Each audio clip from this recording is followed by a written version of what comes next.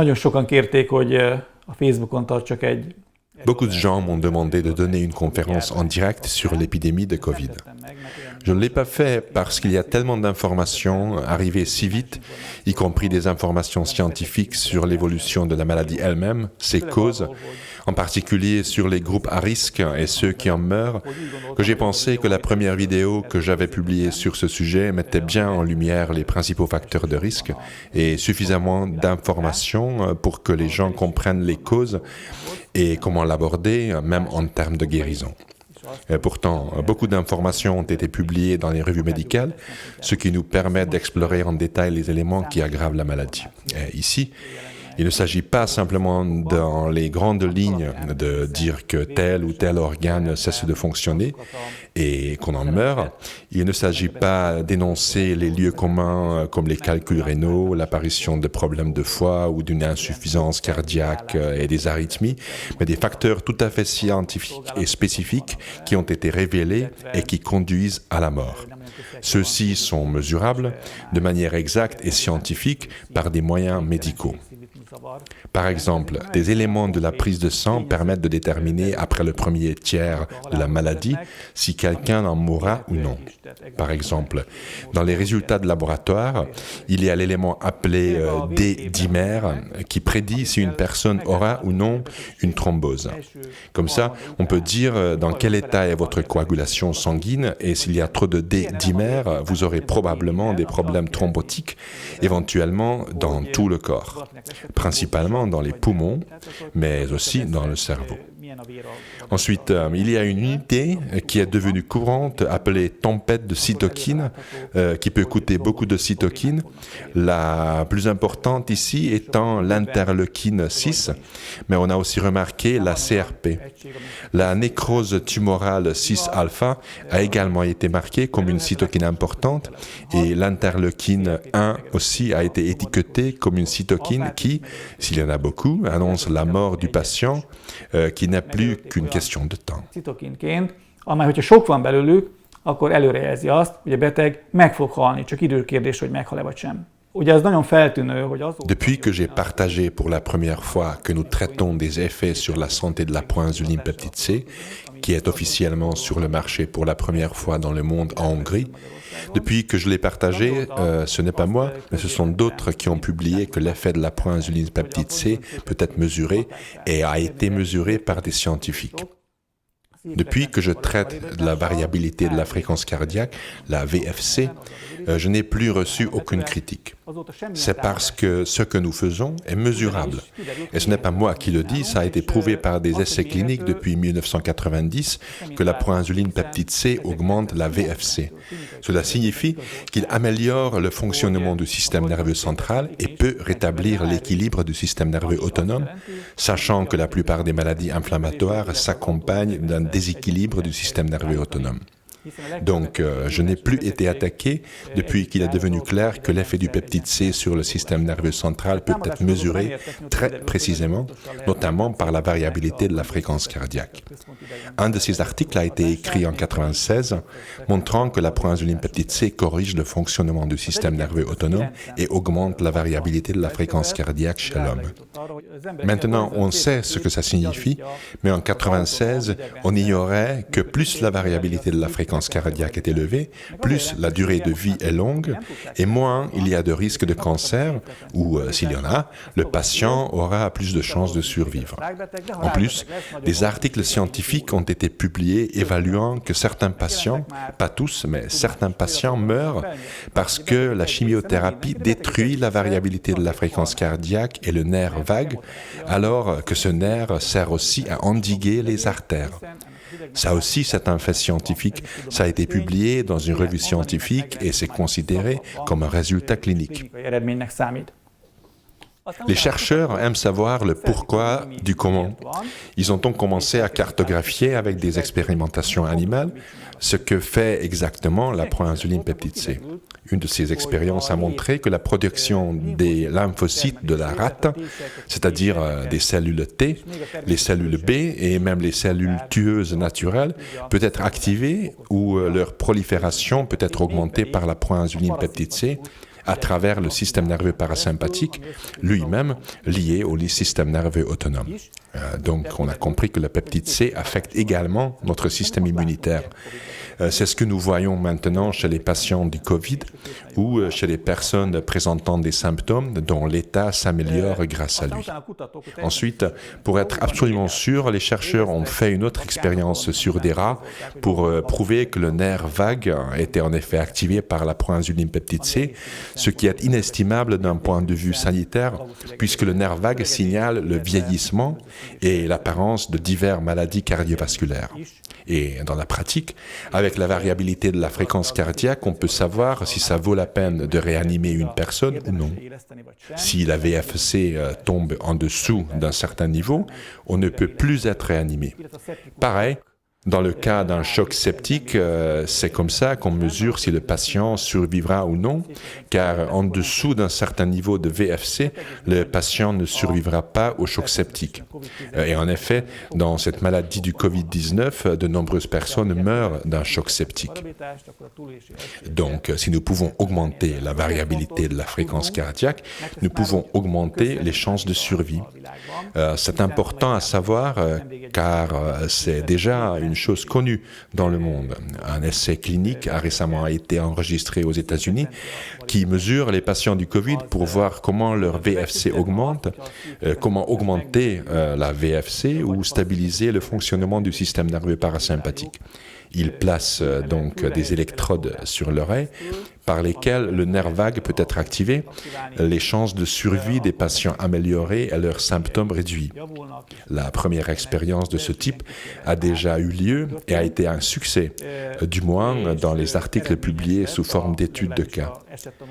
De sorte que si le nerf vague est activé, ce que la proinsuline peptide C peut faire, probablement d'une façon plus intelligente qu'une électrode, puisqu'ils ne peuvent pas définir exactement la force du signal électrique et quand et combien envoyer au nerf vague. Et cette étude de cas montre qu'elle peut même atténuer les difficultés respiratoires chez les patients. Les essais cliniques se poursuivent. Seuls les premiers résultats ont été publiés dans une revue scientifique. De toute évidence, il s'agit d'un traitement inhabituel, car l'activation du nerf vague n'a jusqu'à présent été approuvée que pour la dépression ou l'épilepsie, mais des essais cliniques sont déjà en cours qui devraient rendre cette méthode électrode applicable à la fois à l'entérite et l'arthrite afin d'activer le nerf vague. Ceux qui ont une faible variabilité de la fréquence cardiaque meurent du Covid-19. Donc, les personnes âgées et celles qui souffrent de diverses maladies chroniques, de problèmes cardiaques, cardiovasculaires et d'artérosclérose. La variabilité de la fréquence cardiaque est faible dans ces groupes à risque. Sur ce graphique, la première des deux images montre l'activité du nerf vague de la naissance à la mort. Et vous pouvez voir qu'il y a une tendance claire à la baisse. Donc sur cette première image, on peut voir que quand nous sommes nés, c'est haut, et quand nous mourons, c'est bas, et l'amplitude est assez grande. Évidemment, l'amplitude dépend de notre santé et de notre mode de vie. Si on fait de l'exercice, si on est obèse, si on fume, car le tabagisme diminue la variabilité de la fréquence cardiaque. Soit dit en passant, il y a également une petite différence entre les femmes et les hommes. Beaucoup de gens ont réalisé la corrélation entre une faible activité du nerf vague et le décès du patient. Un professeur de Graz, Maximilian Moser, a trouvé cette histoire si intéressante sur ce que nous faisons avec la proinsuline peptide C qu'il a proposé de mener un essai clinique avec la proinsuline peptide C chez des patients atteints de Covid-19 à Graz. Oka az elhalálozásnak, nagyon sokan rájöttek, az egyik professzor Maximilian Moser Grazban, aki ezt a történetet annyira érdekesnek tartotta, amit mi csinálunk a proinzulin C-peptiddel, hogy felajánlotta, hogy Grazban. Du moins, si on en a les moyens, car ces essais cliniques coûtent au moins 200 000 €. Il a déjà mené beaucoup d'essais cliniques avec des patients qui ont subi des opérations sévères, par exemple. Il a mesuré la variabilité de la fréquence cardiaque et a constaté que lorsque l'activité du nerf vague est plus résistante, parce qu'elle diminue toujours après une chirurgie, vu que le corps s'enflamme. Ceux qui survivent à ces opérations, ceux dont la VFC revient à son niveau d'origine, peuvent rebondir même du fond de trou.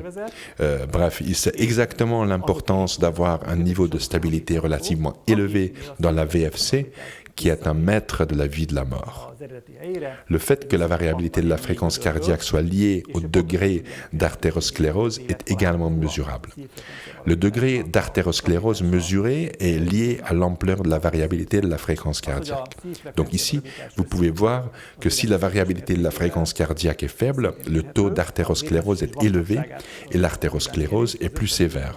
Si la variabilité de la fréquence cardiaque est élevée, comme dans ce graphique, le taux d'artérosclérose est faible, comme avec cette mesure.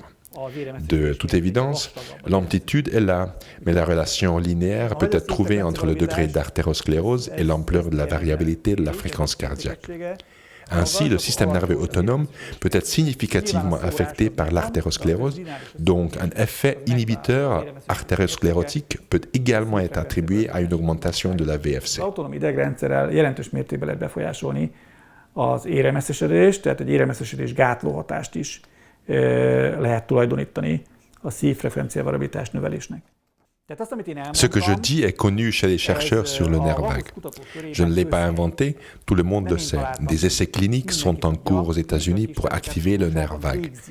J'ai sorti d'anciens articles qui datent de 1996 et de 2005.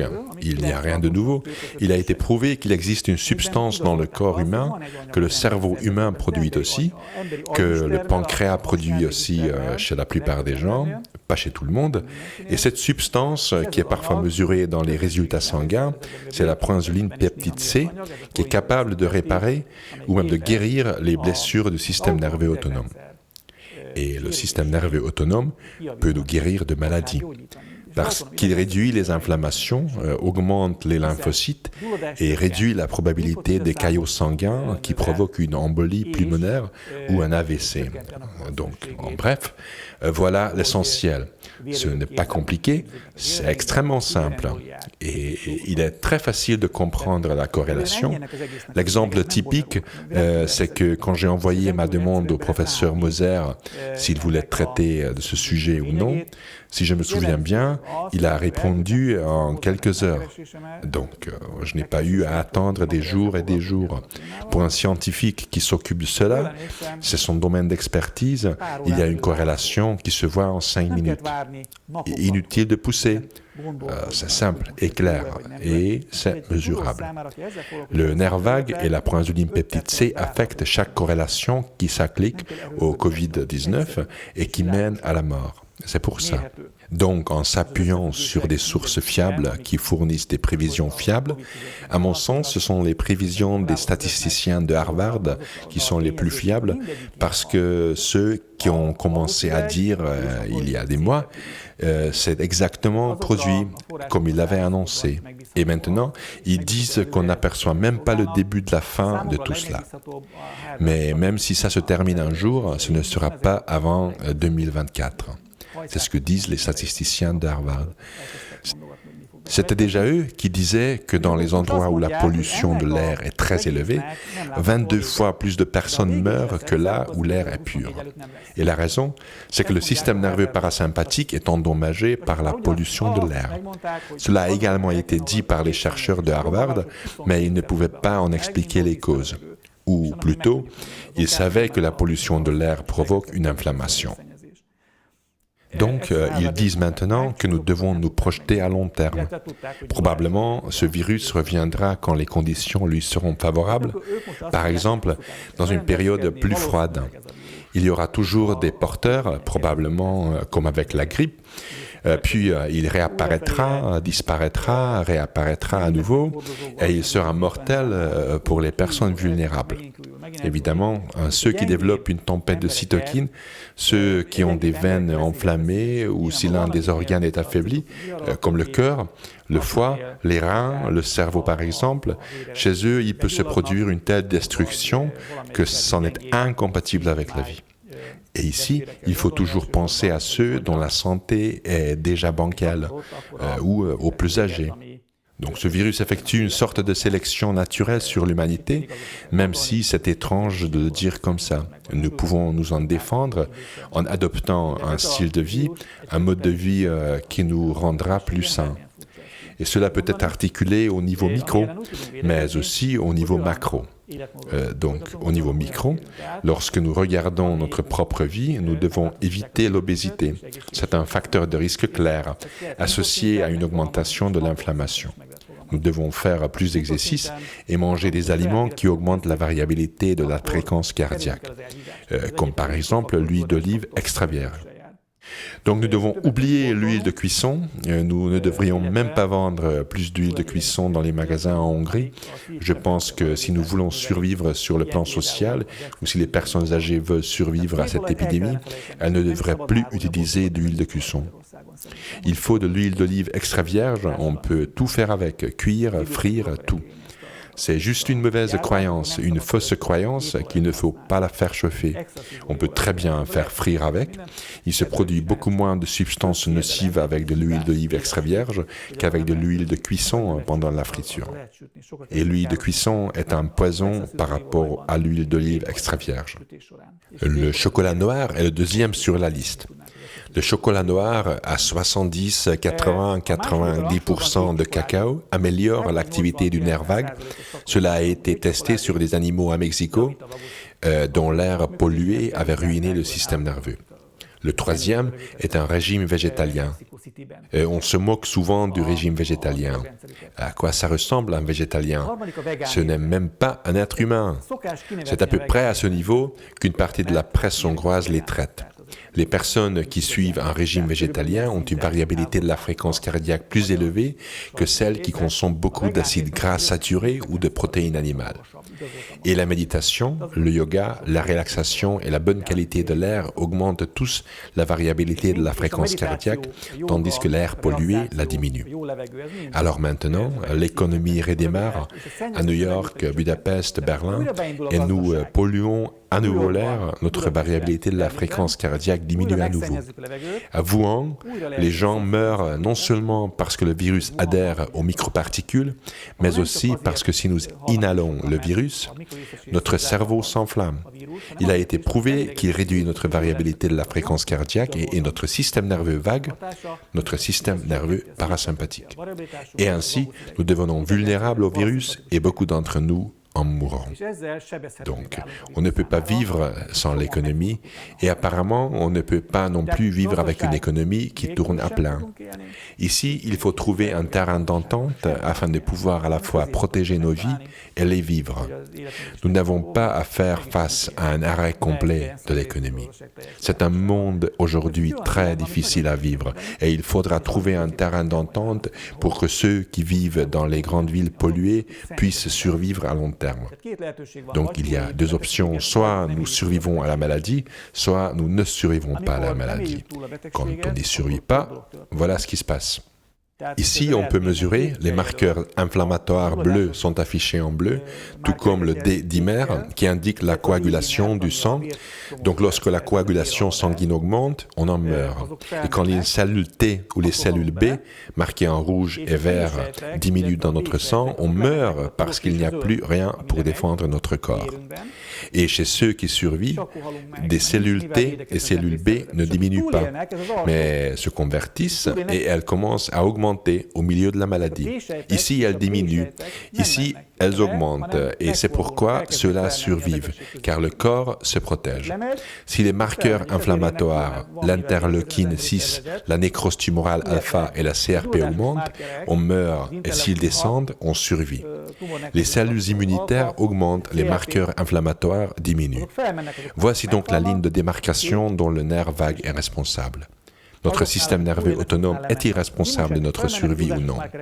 Le virus se demande, voyons, si j'attaque les systèmes nerveux autonomes et centrales, puis-je interférer avec les défenses antivirales du corps humain au point que la personne décède ou pas? Et s'il ne peut pas interférer suffisamment pour tuer la personne, ces marqueurs s'amélioreront et le patient survit. C'est tout ce qu'on peut en dire. Mais ce qui peut aider, c'est la méditation, le yoga, un mode de vie végétalien, le chocolat noir, l'huile d'olive extra vierge et l'activation du nerf vague à travers l'oreille par voie électronique ou par la proinsuline peptide C, par régénération du système nerveux central. Ce ne sont pas des corrélations compliquées. Ces corrélations ont également été confirmées par des essais cliniques sur le Covid-19. Il n'y a pas à discuter avec les critiques et les sceptiques, car ces corrélations sont également reconnues par la communauté scientifique.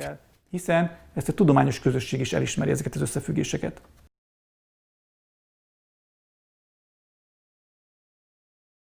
Les informations contenues dans cette vidéo n'ont pas été approuvées par l'Institut national pharmaceutique et de nutrition ou autre institut de santé. Nous n'avons pas l'intention de diagnostiquer, de traiter, de guérir ou d'anticiper des maladies. Les informations sont partagées uniquement à des fins éducatives. Nous vous prions de toujours consulter votre médecin traitant, surtout en cas de grossesse, d'allaitement, de traitement médicamenteux ou de maladies existantes.